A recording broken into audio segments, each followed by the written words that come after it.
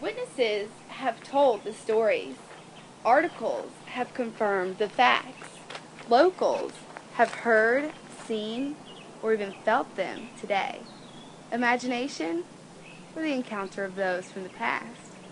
Now, most towns have their fair share of legends, horror stories, ghost tales, but it is here in Brunswick County that those spirits seem alive as ever.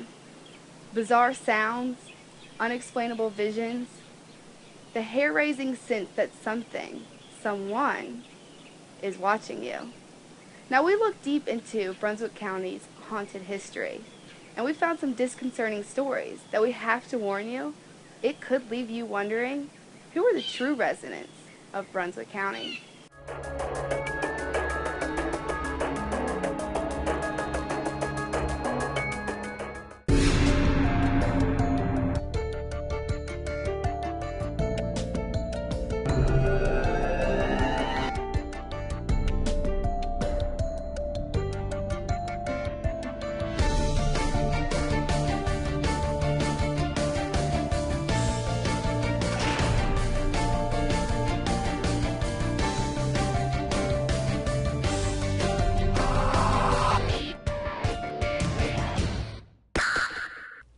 We met with historian Katie Stewart of Southport's Old South Tour Company.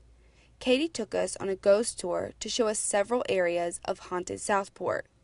Follow us as we take you through some of Brunswick County's haunted mysteries, only if you dare. Jails and prisons aren't usually a place of interest to visit. They are seen as violent, frightening, and house those that are convicted of the sneaky crimes, the bone-chilling acts, and simply the unsolved mysteries. Our first stop on the Old South Ghost Walk is the Old Brunswick County Jail, built in 1904 and used until 1971. Today, the jail is not used to hold criminals, but in the past, there have been a number of occurrences when the old jail was home to some dangerous criminals. Also, another popular company of the jail were the young fellows who liked to celebrate a day's work by drinking, which is how the jail got its nickname, the Drunk Tank. During Prohibition, when alcohol was illegal, a lot of young guys didn't appreciate that so much. They would smuggle in big casks of rum and whiskey via the Cape Fear River in their little rowboats. By the time Prohibition was repealed, and people could drink legally under the Constitution once more, a lot of these guys had all that money set aside. So much so that they typically married their sweethearts, settled down, built starter homes, and began their families. So by this time, America was slipping into the slums of the Great Depression. But we here in Southport had a building boom because of all the new growth.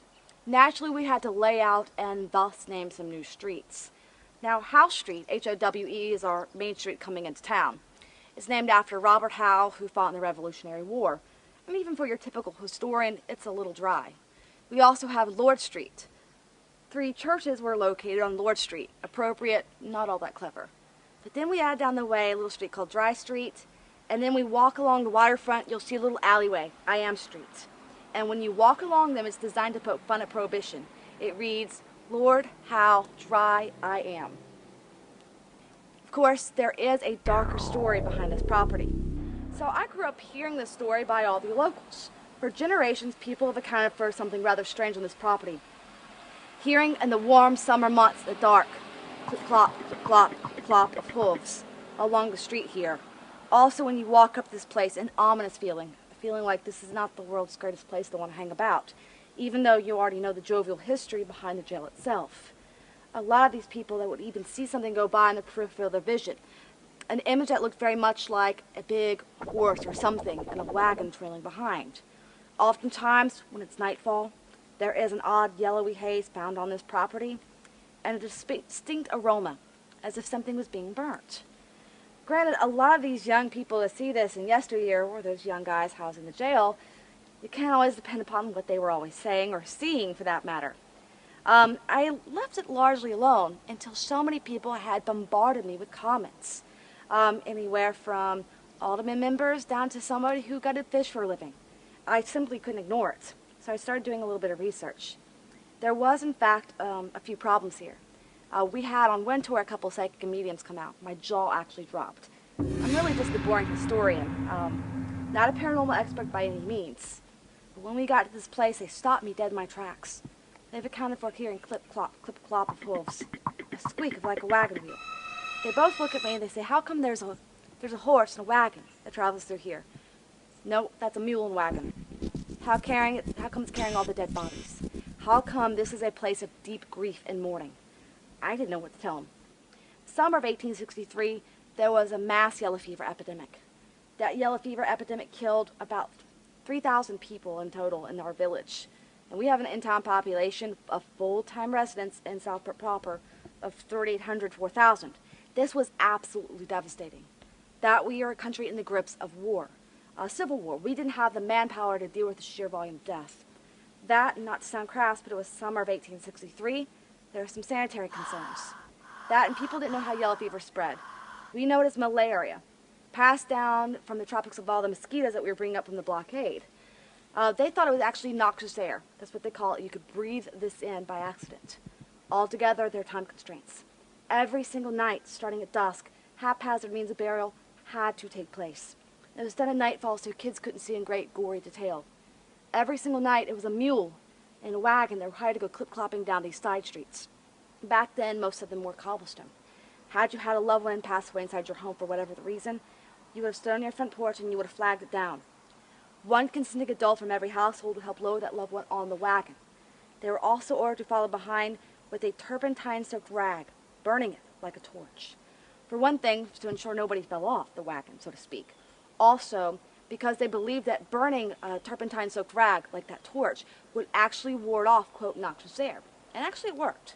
Altogether, it made for a very macabre, very morbid funeral procession. They would stretch their way to Old Smithville Burial Ground.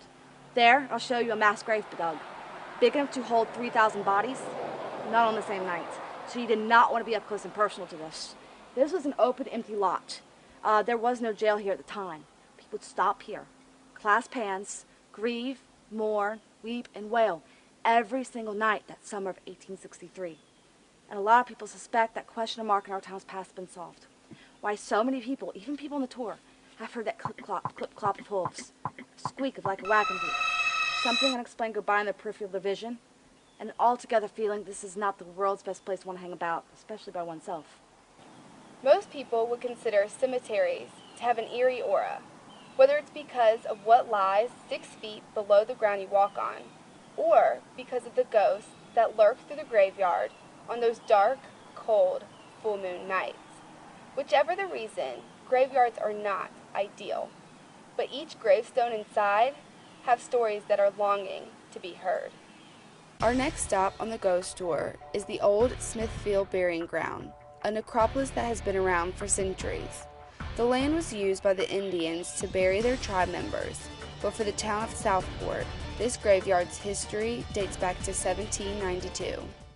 We're actually on the mass grave in Old Smithville Burial Ground from that yellow fever epidemic in 1863.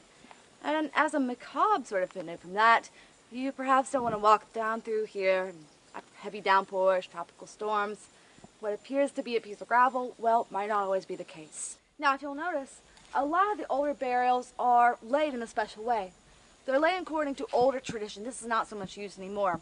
But they are buried with their feet facing the east, for obviously a logical reason. But there is a flip side to this. Let's just say you were a murderer.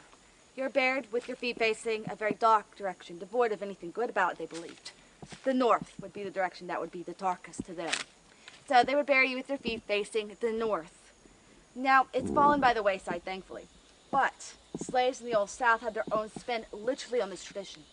They believed, however, if you were a victim of a murder, you were to be buried with your feet facing the north, so your soul never rests. That 1 hour before midnight, 1 hour after, you could arise from the grave, walk amongst the living, and seek revenge on the person who killed you.